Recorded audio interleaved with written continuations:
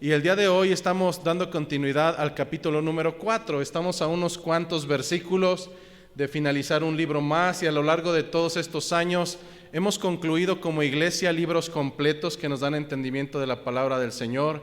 Hemos concluido el libro de Romanos, primera y segunda a los Corintios, Gálatas, Efesios, Jonás, Mateo, todo el evangelio de Mateo a lo largo de 2 años consecutivos promedio.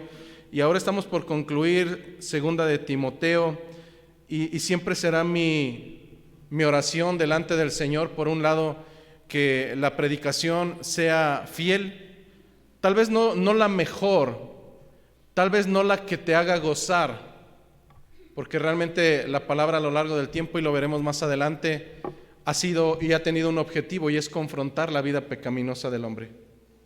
Si fuera para entretener, creo que en vez de iglesia sería un muladar, una asociación civil o un club social, pero no. Por cuanto es la iglesia del Señor, mi ruego es que el día de hoy la palabra llegue a tus oídos de una manera fiel, que sea el Espíritu de Dios quien la traiga a cada uno de nosotros. Si te confronta, gloria a Dios. Si te hace caminar en santidad, gloria a Dios. Así es que, hermanos, roguemos al Señor a través de la oración para que su palabra nuevamente sea tal cual como la describe en las Escrituras, como una espada de doble filo que penetre hasta lo más profundo, hermanos, hasta las coyunturas. Que el Señor a través de su palabra trate con cada uno de nosotros, que a través de su palabra el Señor siga cambiando corazones, tal cual como lo ha hecho a lo largo de toda la historia de la vida cristiana. Así es que oremos, hermanos, antes de comenzar. Bendito Señor, delante de tu presencia y conociendo tú mi corazón, sabes, Señor, que cada que me paro detrás de este púlpito viene a mí un temor.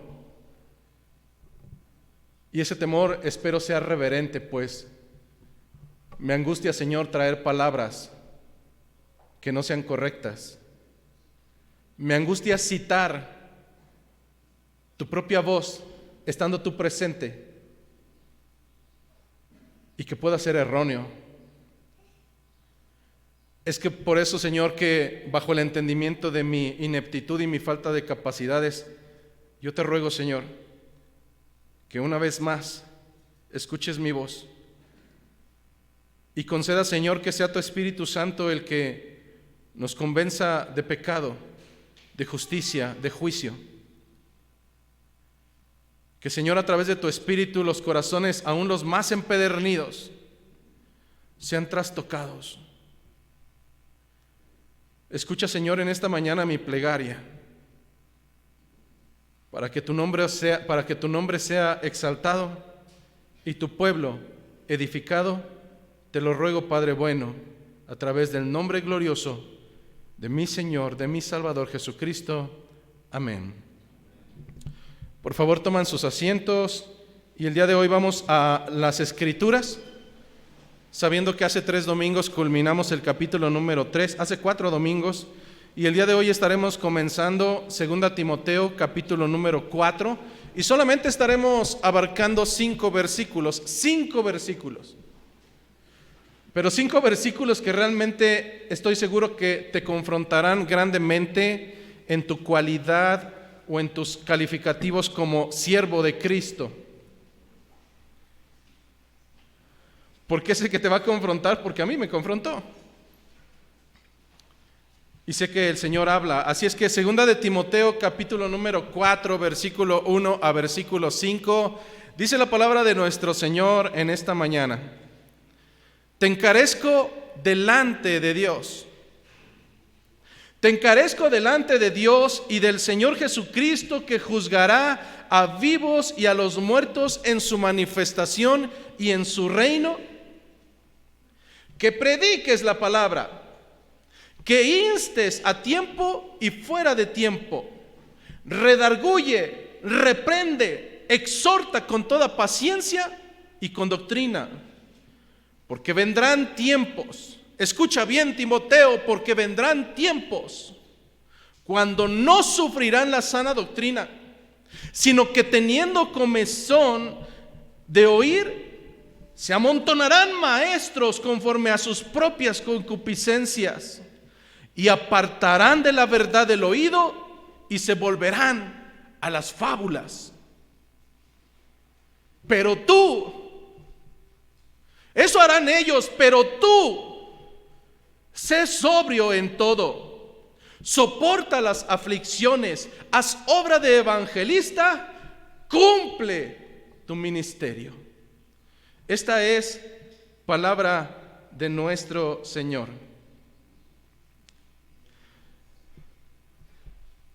El libro de Segunda de Timoteo, la epístola de Pablo a Timoteo, así como la primera epístola, tienen un contexto.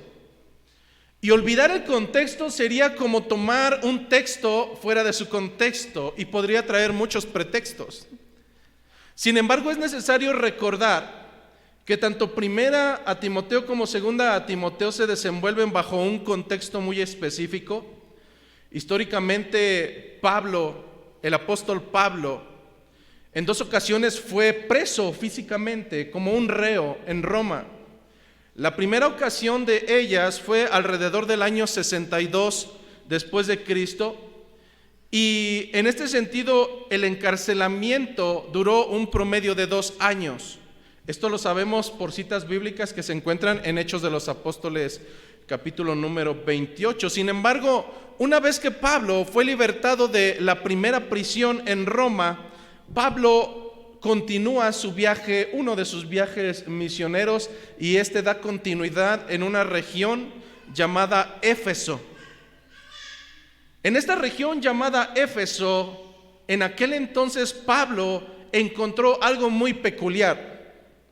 No habían pasado ni tan solo un promedio de 25 a 30 años, hermano, no habían pasado ni siquiera 25 a 30 años que Jesucristo había partido físicamente de esta tierra, y había pasado tan solo ese corto tiempo, y Pablo se da cuenta de que en ese momento ya surgían y comenzaban a surgir apóstatas de la fe, hombres heréticos que, malformando el evangelio de Cristo, predicaban cualquier otra cosa. En el libro de Gálatas nosotros encontraremos cómo es que Pablo se queda totalmente sorprendido de que se estuviese predicado otro evangelio.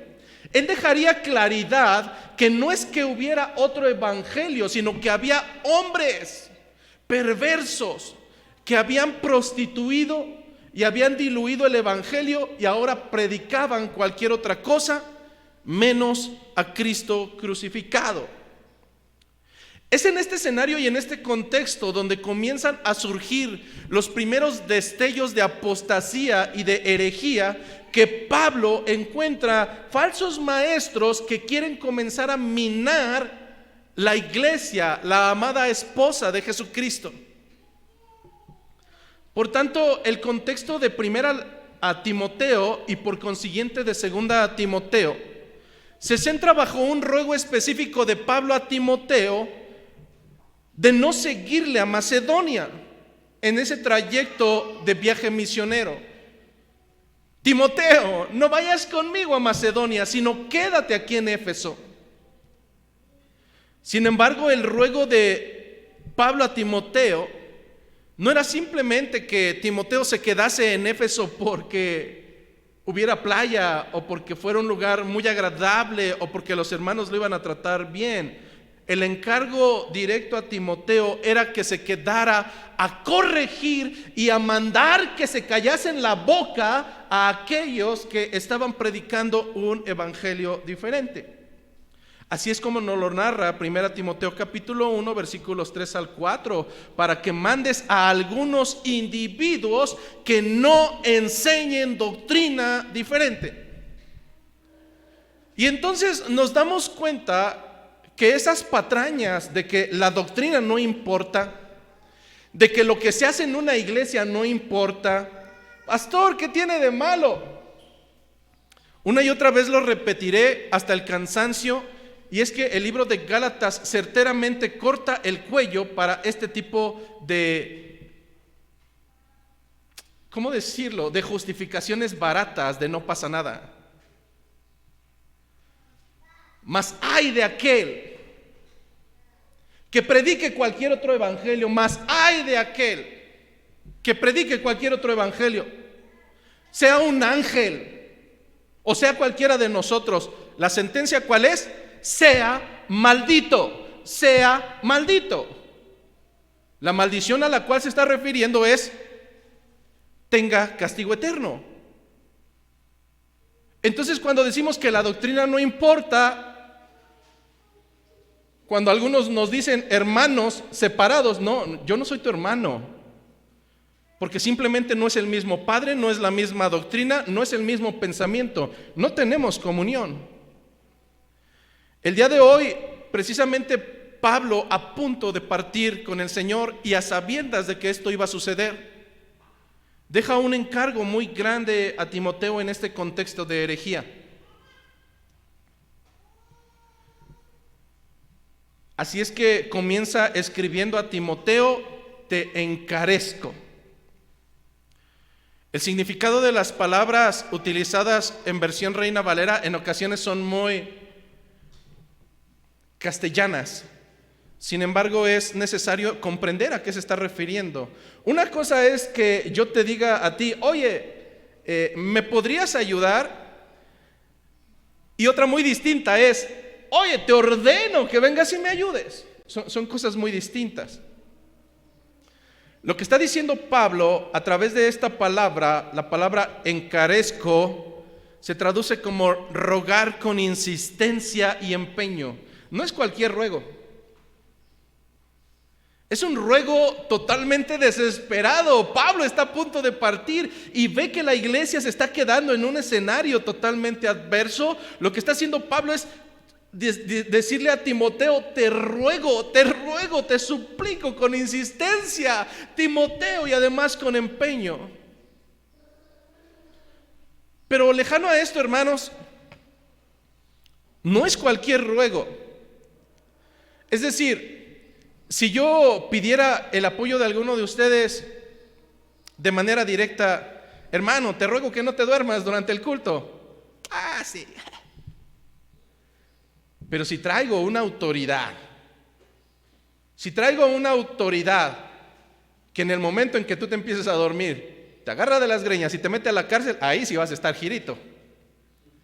Porque hay algo que te está comprometiendo. Lo que está haciendo Pablo en esta mañana a través de este texto bíblico es dejar a Timoteo claridad que no le está haciendo cualquier ruego, sino que está haciendo un ruego profundo en base a la situación, y además trae como testigos a dos autoridades que son por encima de cualquier autoridad. Y entonces es que Pablo le dice a Timoteo: te encarezco delante de Dios. Te encarezco delante de Dios y del Señor Jesucristo, que juzgará a los vivos y a los muertos en su manifestación y en su reino. De primera instancia, hermanos, este tipo de mandato para nosotros sonaría muy fresa, muy light. Lo podemos leer y lo leemos de corrido, pero quiero llevarte a las implicaciones que tiene este mandato. Quiero llevarte realmente a las implicaciones que tiene este mandato. ¿Sabes? En ocasiones, como creyentes históricos, llega un momento en que nos hemos llegado a enfriar y somos tibios. De verdad. Lo quiero traducir, mira. En las empresas se trabaja con sistemas de seguridad para que la gente no se lastime. Y al principio la gente está muy atenta, porque le dices: cuidado, porque aquí te puede pasar esto y esto y esto. Y tienen instrucciones de trabajo. Los que trabajan en la industria me van a entender que llega un momento en que el peor aliado es la confianza. El peor aliado en la seguridad es la confianza. Porque llega un momento en que ya no prestas atención a los riesgos, sino que dices: ay, sí, en vez de girar los tambos de una manera correcta, los agarras y los avientas, en vez de meter las manos con cuidado. Y esto ha llevado a que gentes en la industria se vuelen un brazo, sean degollados. ¿A dónde quiero llegar con este ejemplo? Es que el ejemplo tiene que ver mucho con nosotros. Hay algunos de ustedes que son cristianos históricos porque llevan 10, 12, 15 años. Sí, yo desde que nací, yo cuando era feto, yo ya era cristiano. Sacaron esa tontería de que soy cristiano de cuna. No sé de dónde lo sacaron, porque no existe. Es una tontería, de verdad. Pero resulta que todos son cristianos históricos. Pero son cristianos históricos que han perdido el sentido de la intención del por qué caminamos en esta tierra. Y probablemente han perdido el sentido sobre el aviso que se le está dando a Timoteo. Pablo le está haciendo a Timoteo un recordatorio en la certeza y la convicción de que sí o sí el rey regresará. Hemos puesto dos ejemplos en la temática de la membresía, en cómo ese rey dejó encargos para amar y cuidar a su esposa, que es lo mejor que tiene. Y cuando dijimos, ¿tú qué crees que hará cuando regrese y vea cómo han tratado a su esposa? No, sí, los va a mandar al infierno y los va a destrozar y les va a cortar la cabeza. Lamentablemente no te has dado cuenta que tal vez dentro de ese grupo que ha pervertido y prostituido a la iglesia te encuentras tal vez tú. Si Dios regresará, Jesucristo regresará, sí, claro. Y sigues caminando en una forma perversa. Y tal vez has perdido ya el entendimiento de cuál es tu caminar. Tengo que hacerte este recordatorio, al igual que Timoteo. Cristo regresará por segunda ocasión conforme a sus propósitos, conforme a la voluntad de Dios. Cristo regresará, hermano. Yo no sé si esto debería de causarte alegría, de verdad, porque yo creo que en ocasiones conforme a nuestros pasos debería de causarnos terror. Cristo regresará a tomar cuentas a los suyos y también a los que no lo son. Cristo vendrá a impartir juicio. ¿Esto no te aterra? Piensa por un momento. Si el último mes de tu vida se abriera en una premier, es solamente un ejemplo. Imagínate que el último mes has sido grabado las 24 horas, los 30, 31 días, 28 del mes. Imagínate que todo el mes fuiste grabado en los momentos que duermes, en los momentos que estás a solas, en los momentos que no hay nadie. E imagínate que hoy abriéramos la gran premier del último mes de tu vida. ¿Verdad que da terror? ¿Verdad que es terrorífico que todos estos hombres que están sentados y mujeres vieran la manera perversa en que te conduces a lo largo de la semana, a lo largo del mes, cuando nadie te ve, lo que hablas, lo que piensas, lo que consideras? Es que no te has dado cuenta, de verdad, y no has considerado el hecho que al final de tus días toda tu vida será recorrida. Aún de las palabras ociosas que han salido de tu boca tendrás que dar cuentas. ¿Y eso te tiene tan alegre? Deberías de estar realmente aterrorizado. Porque ciertamente Cristo regresará por segunda ocasión y regresará al menos con 3 objetivos. El primero de ellos, Cristo regresará para instaurar su reino. Y en ese reino no podrás comprar la ciudadanía. No podrás argumentar que hiciste tantas cosas en este mundo. Claramente en el libro de Mateo dice que algunos llegarán y enarbolarán todo lo que hicieron en esta tierra. Simplemente Jesucristo los desconocerá y les dirá: no te conozco, no sé quién eres, apártate de mí, asqueroso hacedor de maldad. Mas no solamente Jesucristo regresará para instaurar su reino, sino para juzgar a vivos y a muertos. Cuando Jesucristo regrese, hay altas probabilidades de que algunos estén como si nada, como en los tiempos antiguos, comiendo y bebiendo y dándose en casamiento. Pero Cristo regresará, no para solapar tu asquerosa vida de pecado. Cristo regresará para juzgar a vivos y a muertos.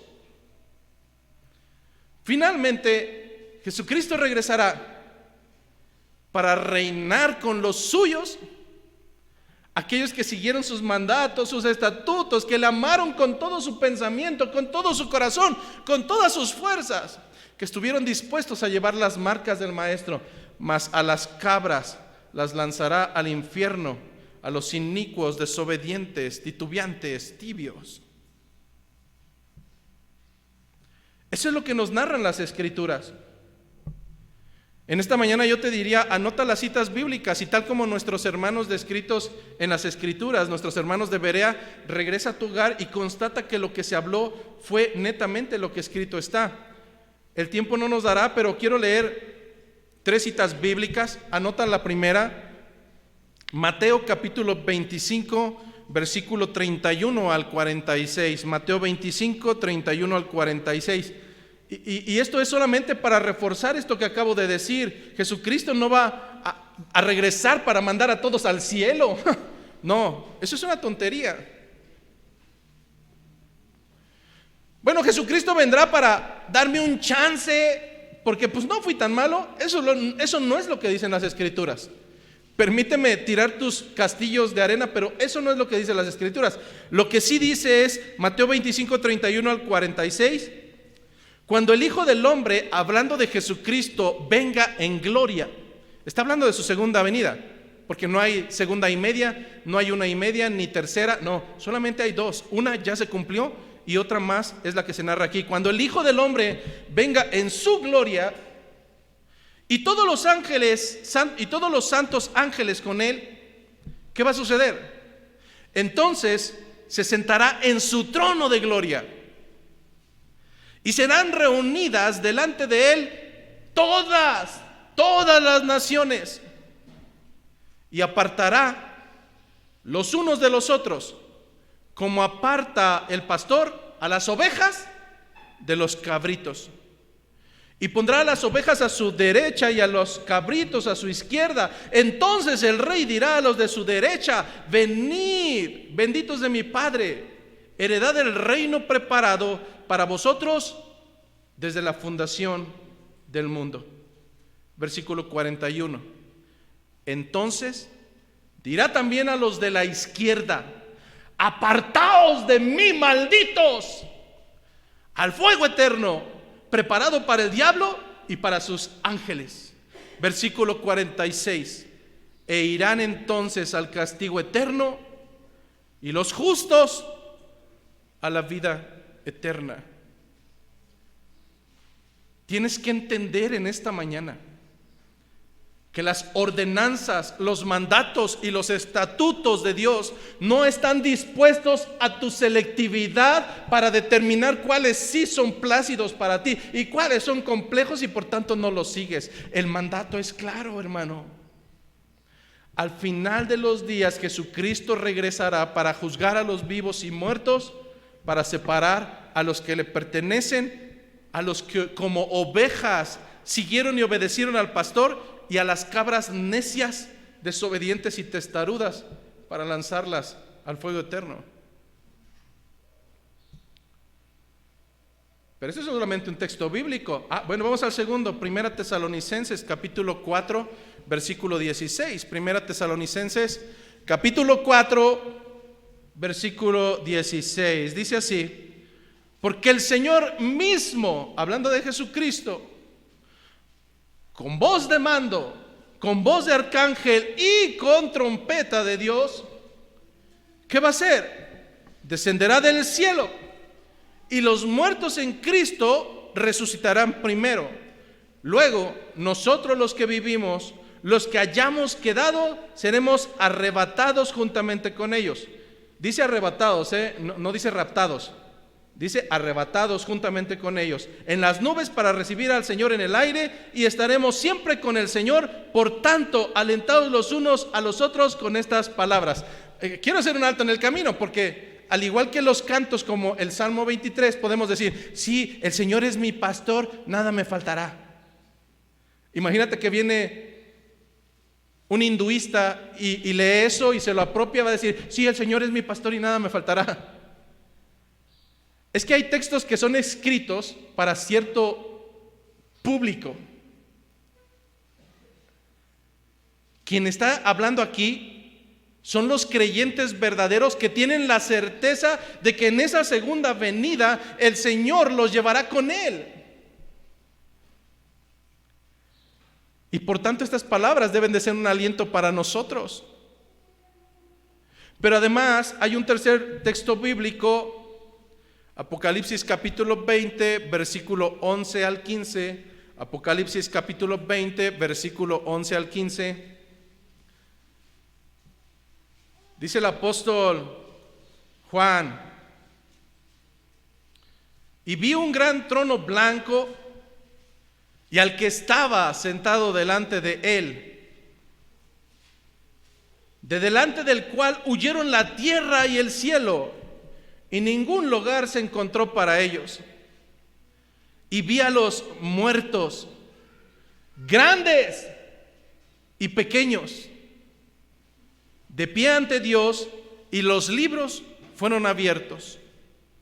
Y otro libro fue abierto, el cual es el libro de la vida. Y fueron juzgados los muertos por las cosas que estaban escritas en los libros según sus obras. Y el mar entregó los muertos que había en él, y la muerte y el Hades entregaron los muertos que había en ellos. Y fueron juzgados, y fueron juzgados, y fueron juzgados cada uno según sus obras. Y la muerte y el Hades fueron lanzados al lago del fuego. Esta es la muerte segunda, y el que no se halló inscrito en el libro de la vida fue lanzado al lago de fuego. Pastor, es que el día de hoy nos quiere espantar. No, yo te puedo asegurar que pudiera venir el mismo Satanás delante de ti, y si tu corazón es perverso, aún con eso, si no alcanzas gracia del Señor, terminarás mal. Pero al menos en esta mañana quiero hablar a aquellos que le pertenecen al Señor, a aquellos que fueron el medio del sacrificio de Cristo. Le estoy hablando a aquellos que fueron comprados a precio de sangre y que por tanto necesitan consejo para caminar conforme a la voluntad de Dios. En esta mañana no le hablo a las cabras. Las cabras tienen su padre, tienen su pastor. No, las cabras ya sé dónde terminarán. Pero en esta mañana, así como Pablo estaba hablando a Timoteo bajo la convicción de que Cristo regresaría por segunda ocasión para instaurar su reino, para juzgar a vivos y muertos y para reinar con los suyos, y por tanto lanzar al infierno a los inicuos, es de esta manera como el pedimento a Timoteo cobra razón.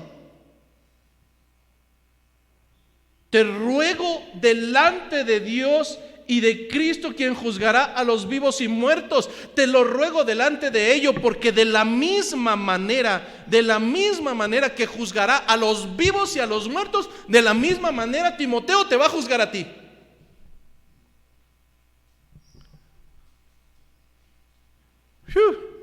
Qué bueno que le está hablando a Timoteo. No, hermano, esta carta ha sido escrita como un recordatorio de que la palabra de Dios no es fosilizada. La palabra de Dios es viva y es eficaz. La palabra de Dios es atemporal, y de la misma manera que en su momento habló a los pecadores de aquel entonces, de la misma manera tiene la eficacia de hablar a los hombres y mujeres inicuos de hoy en día. Así es que te tengo que recordar que no escaparás, ni tus hijos pequeños. El apóstol dijo que vio delante de ese trono a los muertos, grandes y pequeños. Hermano, aún los niños lactantes, aún los menores de edad, conforme a la voluntad de Dios, si mueren en este momento, tendrán que presentarse delante del trono a rendir cuentas. Nadie escapará.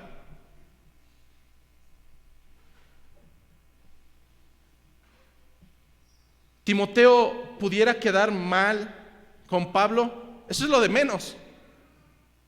Eso es lo de menos, en verdad. Tú no te preocupes por qué imagen tenemos nosotros como iglesia de ti, de verdad.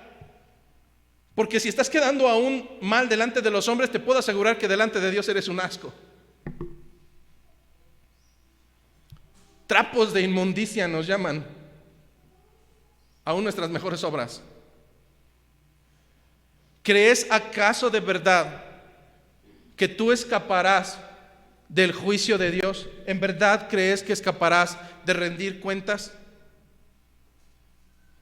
Es así como Pablo deja en claridad a Timoteo que esta es una ordenanza importante y que está dejando delante de él a dos testigos, dentro de los cuales tendrá que rendir cuentas al final de sus días, al final del regreso del Rey.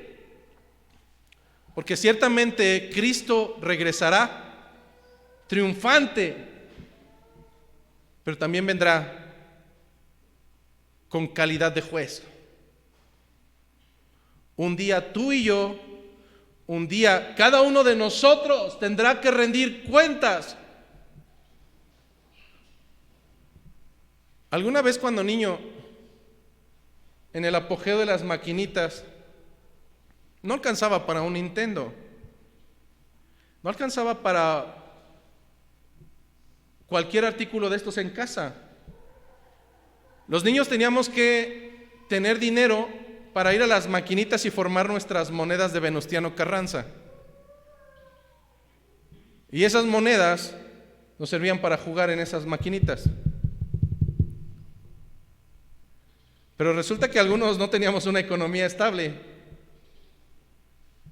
Y en ocasiones nos mandaban por las tortillas y cometíamos robo. Literalmente es robo.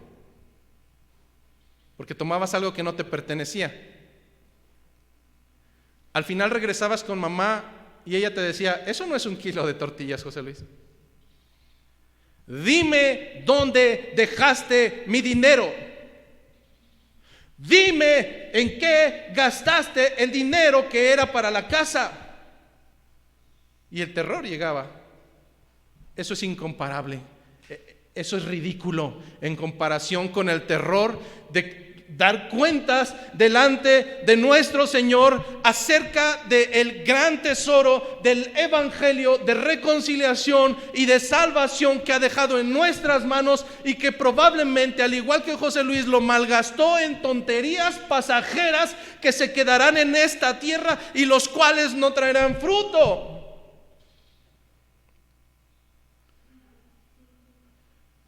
¿Cuál puede ser tu justicia barata delante del Señor para convencerle que esa perla de gran precio que te ha puesto en las manos ha sido malbaratada y que no has hecho conforme Él te ha ordenado? ¿Cuál será la grandiosa justificación barata que pretendes que convencerá al Rey de Reyes y Señor de Señores?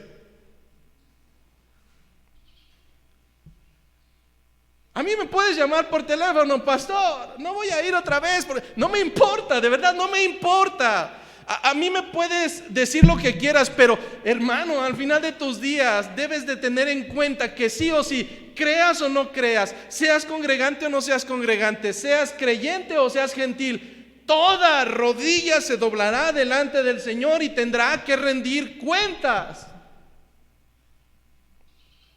¿Cuál será tu justificación? ¿No sabía?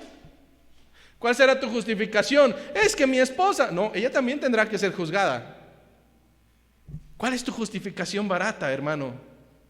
Para convencer al que todo lo ve, al que todo lo sabe, al que todo lo escudriña, aún tu perverso corazón. Por tanto, el pedimento ahora cobra sentido. Te te suplico delante de Dios. Timoteo, te suplico delante de Dios y de Jesucristo que vendrá a enjuiciarte.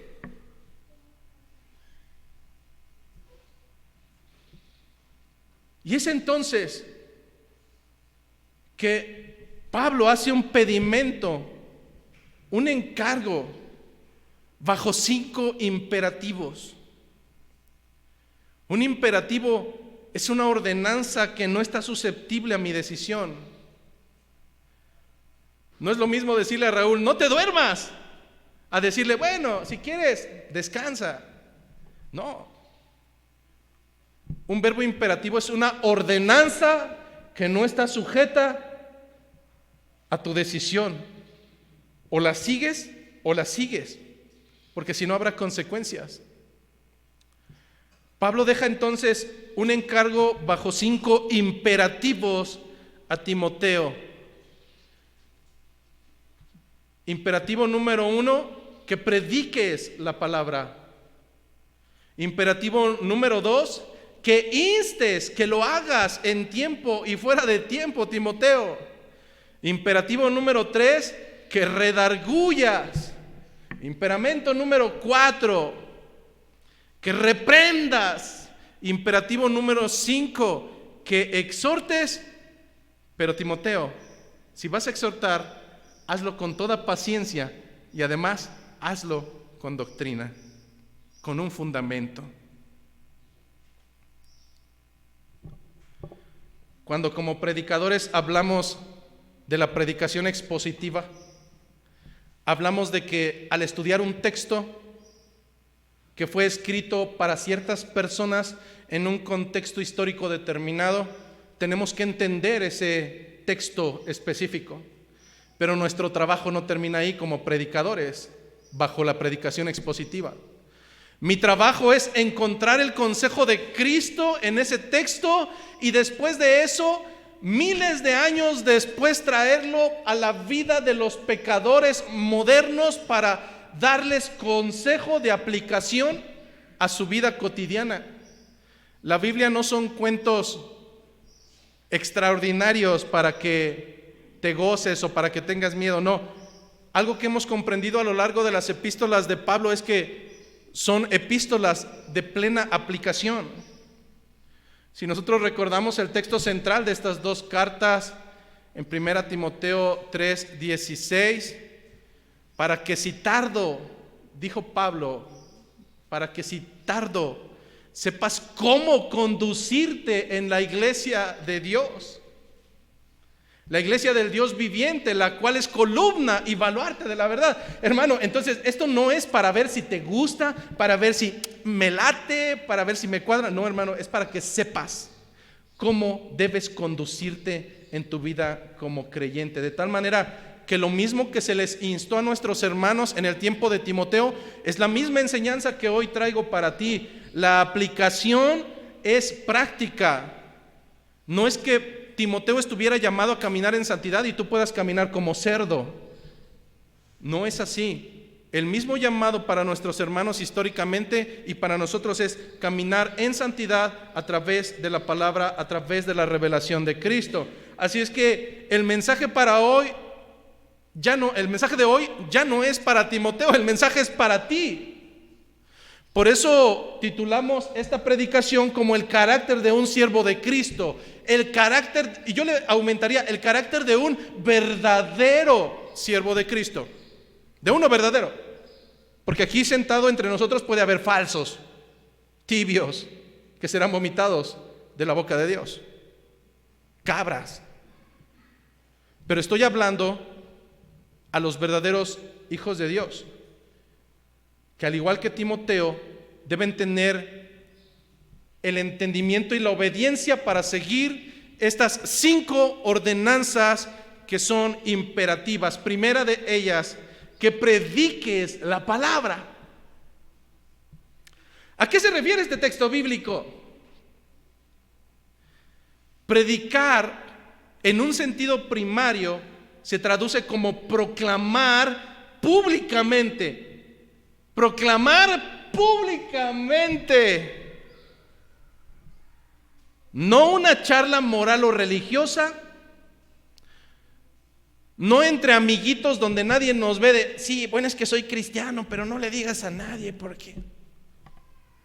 No esas tonterías de decir, no, es que yo voy a predicar con mi ejemplo. No, hermano, si predicaras con tu ejemplo, aparte de que es antibíblico, todo mundo se iría al infierno. Es que el Señor no dijo que predicaras con tu ejemplo, que trajeras tu testimonio. El Señor no dijo que predicaras entregando folletitos y ahí me voy, ya corro, y esa es mi chamba. No. El sentido primario de predicar se centra en proclamar públicamente el Evangelio de Cristo. Mateo 10:27 lo dejó claro delante de los 12, a los cuales les dijo: lo que os digo en tinieblas, decidlo en luz, y lo que oís al oído, proclamarlo desde las azoteas. Predicar, el encargo de nuestro Señor, el primer encargo imperativo, literalmente se traduce como dar a conocer públicamente un asunto de real importancia. ¿Cuál es este asunto? El Evangelio de Cristo. El mandato de Jesucristo no fue: acepten al Señor en su corazón y después pórtense como les plazcan sus zapatos. No.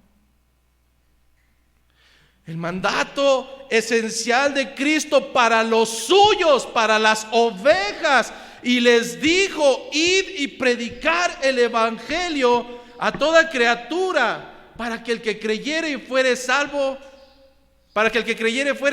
y el que no creyere, la cabra sea condenada.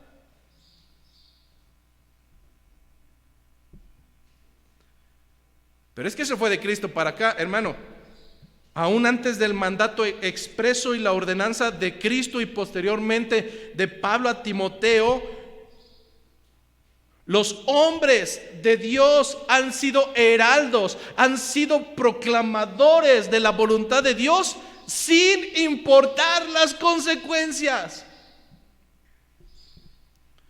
Pero resulta que ahora los cobardes del Evangelio no predican el Evangelio porque les vayan a dejar de hablar. Es que ahora los cobardes del Evangelio no dicen que son creyentes, ni mucho menos lo reflejan con sus actos, porque es que les pueden faltar al respeto.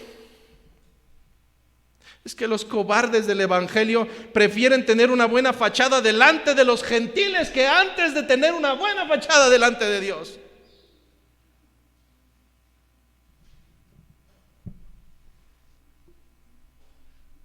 Podemos ver escrituralmente que antes de Cristo, aún los hombres de Dios siempre llevaron la palabra de Dios, por más incómoda que fuera, por más que pudiera haber repercusiones. Porque primero está obedecer a Dios que quedar bien con los hombres. ¿Acaso no recordamos a Noé, quien proclamaba públicamente: Dios destruirá el mundo, apartaos de vuestros pecados? Y la gente se burló de él.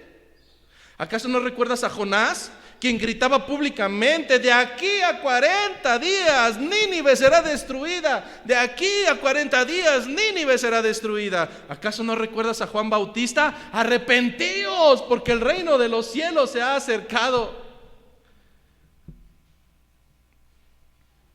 Así es que si todos nuestros hermanos en Cristo han proclamado las nuevas del Evangelio, las ordenanzas de Dios, ¿deberías de hacer tú lo contrario? Es que ahora es más fácil salir con unos recuadros y formarnos todos en el semáforo, y con las palabras se forma Cristo te ama, y ya con eso prediqué. Eso es absurdo. Eso es totalmente vergonzoso y absurdo. La conversión no viene a través de los medios. La conversión, es claro, viene a través del Evangelio de Jesucristo. La gente tiene que saber que está enemistada con Dios. En ocasiones amas tanto a tu mamá y a tu papá que no les voy a hablar acerca del evangelio. Los detestas porque al no darles las buenas de salvación van a terminar pudriéndose en el infierno.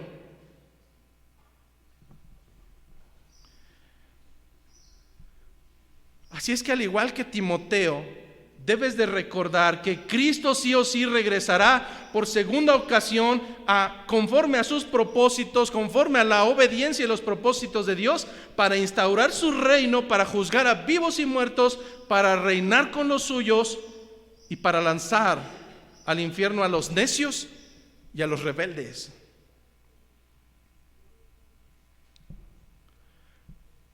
Así es que el primer imperativo es el centro del resto de los 4.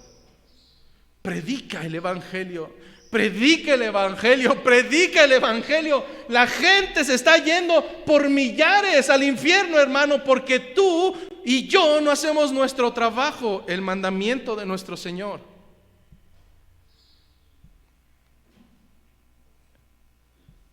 Los 4 imperativos siguientes nos indican cómo es que debería de ser esta predicación. Porque probablemente y maquiavélicamente ya estás en tu pensamiento buscando, bueno, es que si publico una cita de Facebook, Dios te ama, ya con eso ya... Nuevamente, qué absurdo eres. Ese no fue el mandato. Que exaltes al Señor en tus redes en ocasiones es benéfico, pero ese no fue el mandato. Así es que los 4 imperativos siguientes nos dirán cómo debe de ser esta predicación. Segundo imperativo, debemos predicar a tiempo y fuera de tiempo. Cuentan que en una ocasión el hijo de un pastor le dijo a su papá: oye, papá, va a ser la fiesta de mi hijo, pero pues ya sabes que a mí de la cristiandad pues como que no me gusta, no me late, no está cool. Entonces mira, te voy a invitar, pero por favor no prediques. No prediques como siempre. Por favor no me pongas en vergüenza delante de mis amigos. ¿Ok? El día del cumpleaños de la nieta del pastor, yo creo que se sintió un poco atribulado. El hijo dijo, bueno, ya le dije que no puede predicar, pero pues vamos a darle chance, pues es el abuelo. Oye, papá, ¿puedes dar gracias por los alimentos? Sí, por supuesto. Bendito Señor, tú que eres el rey de esta tierra y de nuestros corazones, los cuales a causa del pecado están enemistados contigo. Y a causa de esa enemistad vendrás a impartir juicio. Y te imaginarás el resto. Estaba orando. ¿Era el tiempo justo? Tal vez no. Pero para los cobardes nunca va a ser tiempo. Nunca va a ser el momento propicio. Nunca van a estar preparados. La ordenanza es que nuestra predicación debe ser a tiempo y fuera de tiempo. Proclamar el evangelio, sea bien recibido o no. ¿Acaso bajo esta ordenanza esperaré el momento oportuno? No, cobarde. Si esperas el momento oportuno, vas a regresar a la tumba y nunca fue el momento oportuno. Ten en consideración que el evangelio hay una alta probabilidad de que nunca será recibido ni bien recibido por aquellos que caminan en pecado. ¿A quién le encanta que le digan que está mal? A nadie. ¿Y sabes qué es lo que hace la palabra? ¿Por qué la gente se larga de este lugar? Porque, ay, es bien dura la palabra, ¿quién podrá resistirla? Porque confronta al engañoso y pecaminoso corazón. Si el pensamiento de esperar el momento oportuno hubiera estado en el imaginario de nuestros hermanos en Cristo, ¿te puedes imaginar? Tú y yo no estaríamos aquí. Si aquel que te compartió el evangelio hubiera sido un cobarde, desobediente, que no siguió su mandato, tú no estarías aquí. ¿Te das cuenta de la consideración debes de predicar en tiempo y fuera de tiempo. No te estoy diciendo que seas grosero. Te estoy diciendo que si esperas el momento oportuno nunca llegará. Todo tiempo, en tiempo y fuera de tiempo, de la manera más respetuosa posible, siempre es tiempo para predicar el Evangelio de Cristo. Así es que si predicar en tiempo y fuera de tiempo es la segunda ordenanza imperativa, la tercera es muy similar. ¿Cómo se debe de predicar? La tercera característica nos dice que la predicación o el hecho de predicar debe hacerse con la intención de redarguir. Y es que los cristianos baratos de hoy en día van y predican para que nadie los vea feo. Mami, mira, si es que soy cristiano, pero no te preocupes, Dios te ama tal como tú eres. Si tú eres católica, no pasa nada, el Señor alcanzará misericordia. ¡Wow! No, sí, tú crees en el Señor Jesucristo, decláralo con tu boca y ahora mismo sanarás en el nombre de Cristo Jesús. ¡Wow! Declara con tu boca que hoy las finanzas, hermano, aleluya. ¡Wow! Creo que en ningún momento encuentro que la predicación sea para sanación física. No es que el Señor no lo pueda hacer, quiero ser claro, pero no encuentro que la predicación bíblica sea para que mejoren tus finanzas o para que te sientas bien, para que llegues animoso y gozoso al culto y te vayas como poderoso gigante. Lo que me está diciendo el tercer imperativo es que se debe de predicar con la intención de redarguir, predicar con la intención de convencer de culpa. Hechos 3:19 me dice: así que arrepentíos y convertíos para que sean borrados vuestros pecados, para que vengan de la presencia del Señor tiempos de refrigerio. Lamentablemente hoy el evangelio barato, que no es el de Cristo, se predica para que la gente se sienta bien, para que la gente no esté triste, para que sane, para que prospere. Te aseguro totalmente que a través de este evangelio ciertamente habrá un infierno repleto y atascado de hombres sanos y prósperos, aunque no creo que ya muy felices.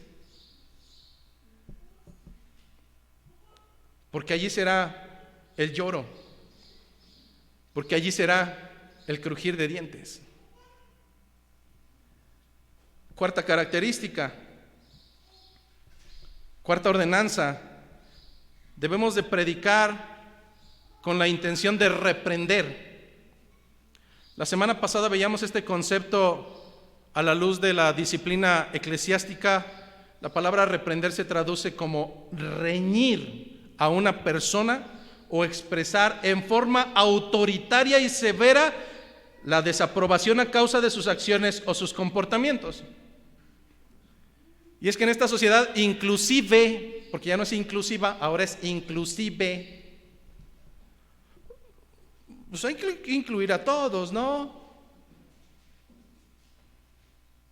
Y si le dices a alguien que está pecando, no, está siendo inhumano y te pueden traer a los derechos humanos.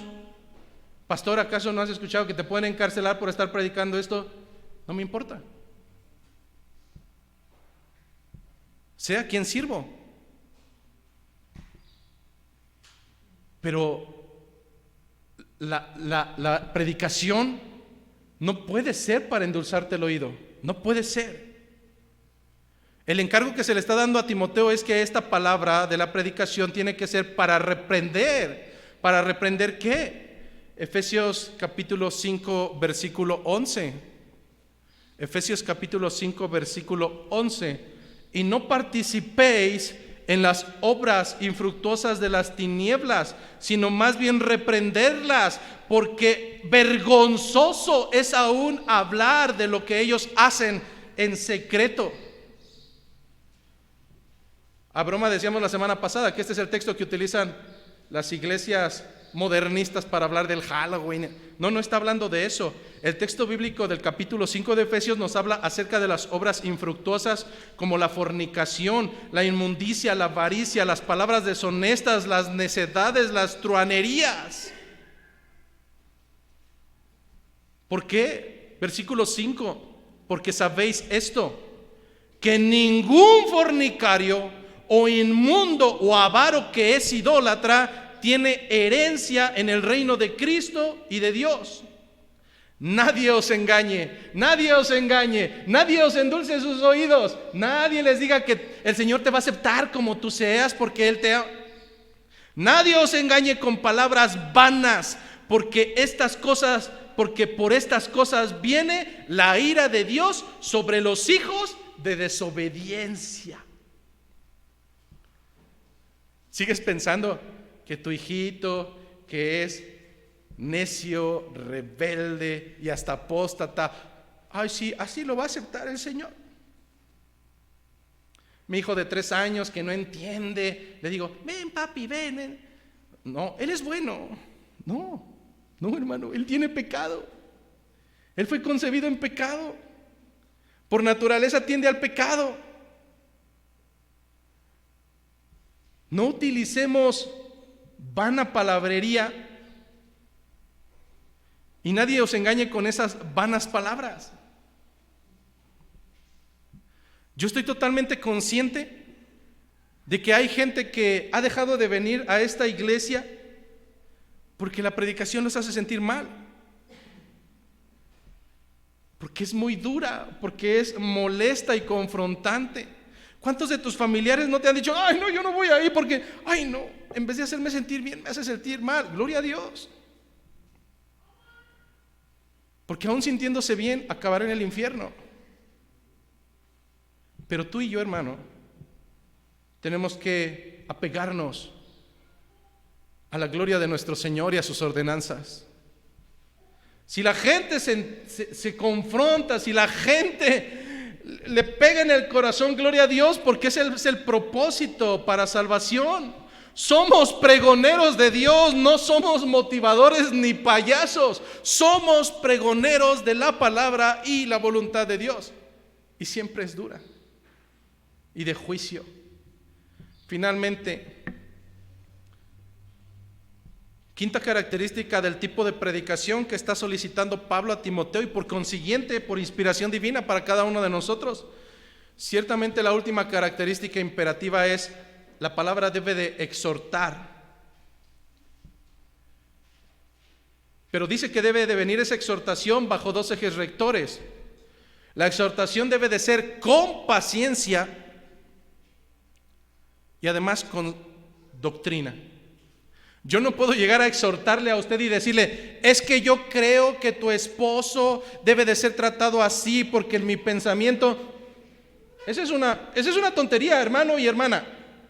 Si alguien llega y le viene a dar consejo bajo su propia perspectiva, mejor dígale que se calle la boca, porque la exhortación debe de venir a través de la paciencia y a través de la doctrina, no a través de tus pensamientos ni de tu corazón. Exhortar no es sinónimo de agredir, exhortar no es sinónimo de faltar al respeto, exhortar no es sinónimo de humillar. Exhortar se traduce como esa capacidad de incitar con autoridad o derecho a hacer una cosa a otra persona o actuar de cierta forma mediante razones o ruegos. ¿Qué es lo que hacemos domingo a domingo? A través de la palabra te exhortamos, te incentivamos a través de estos razonamientos a que cambies tu manera de caminar, tu manera de conducirte. Pero además, esa exhortación debe de ser con paciencia. ¿Qué es paciencia? La paciencia es la capacidad de sufrir y tolerar desgracias y adversidades o cosas molestas o ofensivas con fortaleza, sin quejarse ni rebelarse. ¿Tú crees que cuando predicamos el evangelio todos van a decir, no, sí es cierto, no, gracias, qué bueno que llegaste, gloria a Dios por tu vida porque yo no tenía entendimiento? No. Nuestros familiares nos han corrido de sus casas, Nos han cerrado sus puertas porque somos indeseables y somos incómodos. Creyentes de esta iglesia se han ido insultando. Creyentes de esta iglesia se han ido insultando y diciendo que se van de aquí porque las actitudes, quién sabe qué, y la palabra. No, hermano. Va a haber ofensas, va a haber adversidades, pero aún con ello tenemos que seguir predicando el evangelio con paciencia. El hecho de que alguien me falte al respeto por predicar el evangelio me llevará a decir ya no, absolutamente no, porque tengo que instruir en la palabra, buscando exhortar y hacerlo con paciencia, con la capacidad de sufrir y tolerar desgracias, adversidades o cosas molestas u ofensivas, pero además debo hacerlo con doctrina. Es que el Señor me dijo que te dijera. ¿Cómo? O sea, tú tienes línea directa y todo el resto del mundo no. ¿O ya no entendí? Es que te traigo una revelación. No necesitas traerme revelación. El Señor ya me la dejó toda en su escritura. Hasta cómo van a terminar mis días, aquí viene escrito. Así es que no necesito una nueva revelación. La doctrina está escrita. Es curioso porque hay otras religiones. Ahora que fui de viaje, no había Biblias en el cajón del hotel. Había un libro de otros pensamientos que decía el otro evangelio de Cristo. Sí, claro, el otro evangelio de Cristo. Porque no predican con doctrina, hermano. Tu trabajo y el mío, mayormente el mío como predicador y como pastor de esta iglesia, es a pastorear bajo estos 5 conceptos, mas tú no escapas.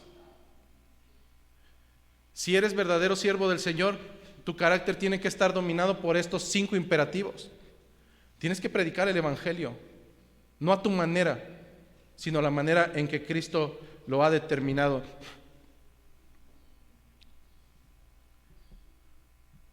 Así es que la reprensión debe de ser con cuidado. Primera de Pedro 5:1, y estamos por terminar. Es un llamado primero a los pastores. Primera de Pedro 5:1. Por si de pura casualidad, porque yo sé que algunos hombrecillos de repente se meten a los videos de Caminando por Fe Querétaro para robarse algunas notas, pero no importa.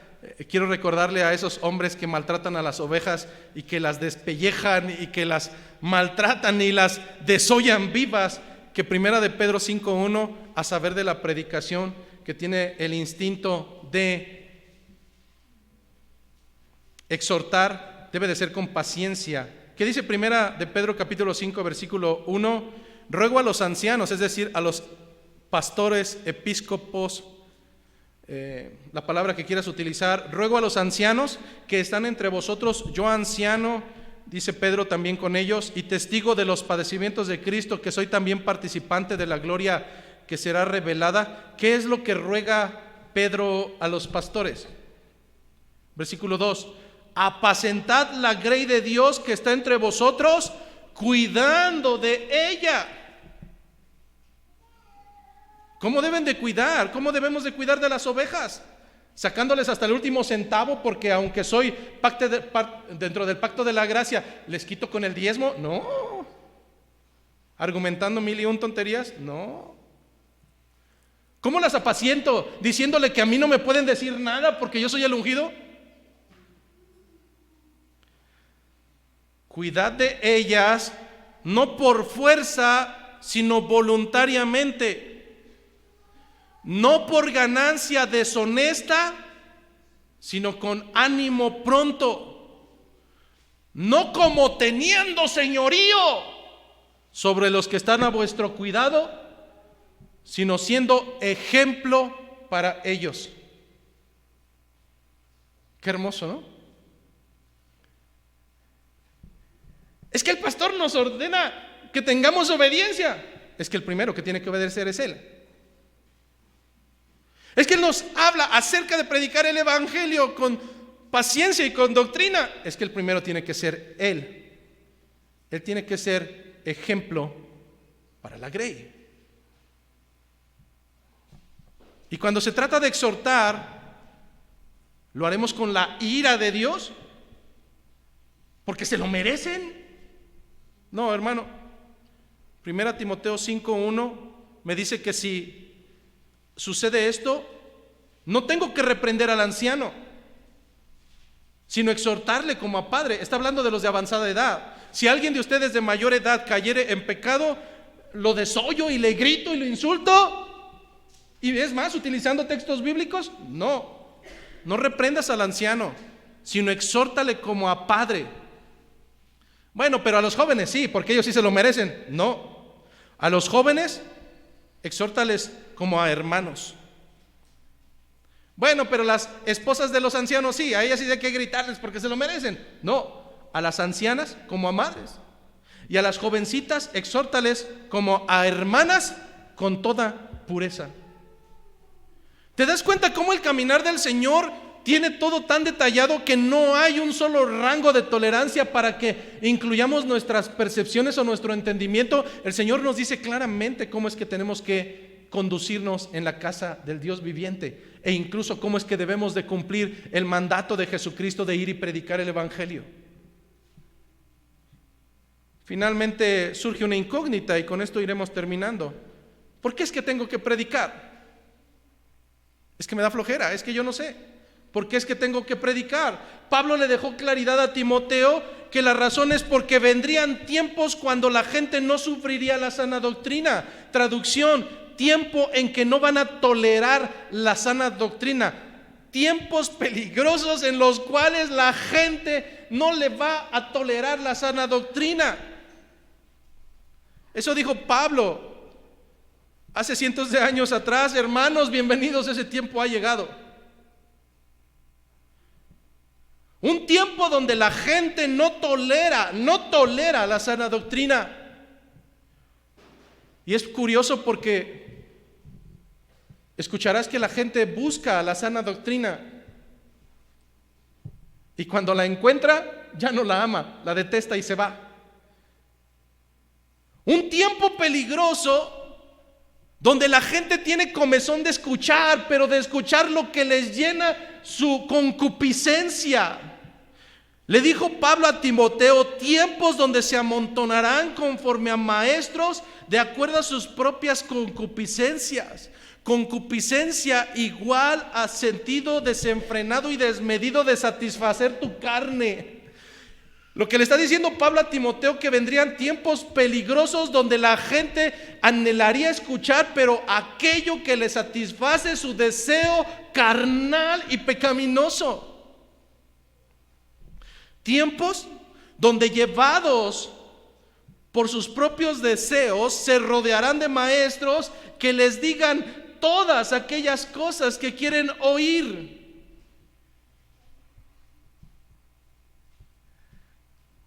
¿Nunca te has preguntado?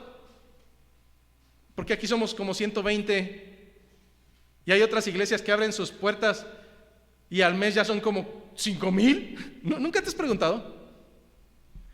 ¿Nunca te has preguntado por qué dices, bueno, es que ahí nunca se abre la Biblia, pero la gente está feliz y contenta?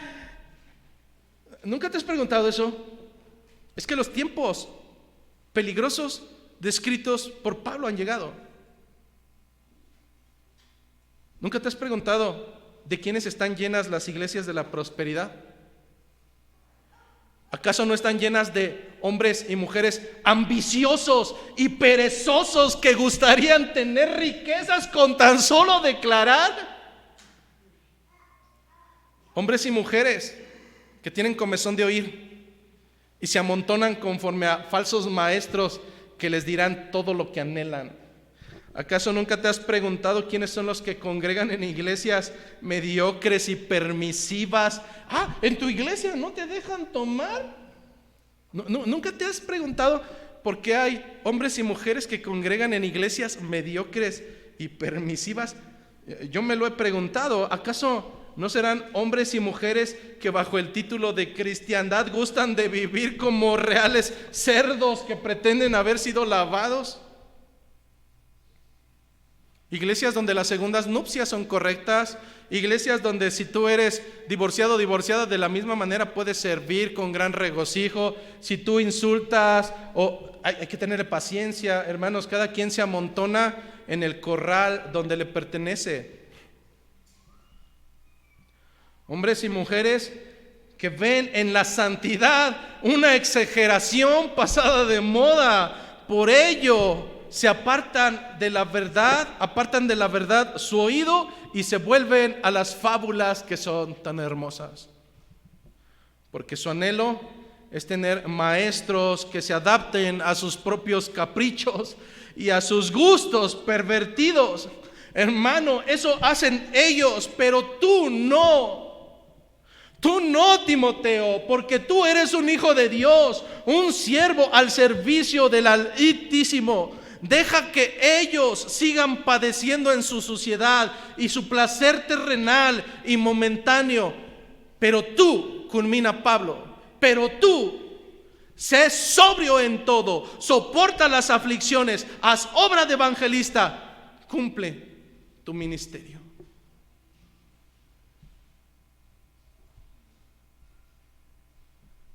Hay dos caminos. Hay dos caminos. Y uno es amplio y es espacioso. Y claro que podrás entrar por él. Y podrás entrar con tu mochila cargada de suciedad. Y no solamente entrarás tú, entrarán tus deseos, tus anhelos y tus deleites. Por supuesto que hay un primer camino que es amplio y que es espacioso. No solamente podrás entrar tú, puedes llevar tu perversidad encima y ambos cabrán.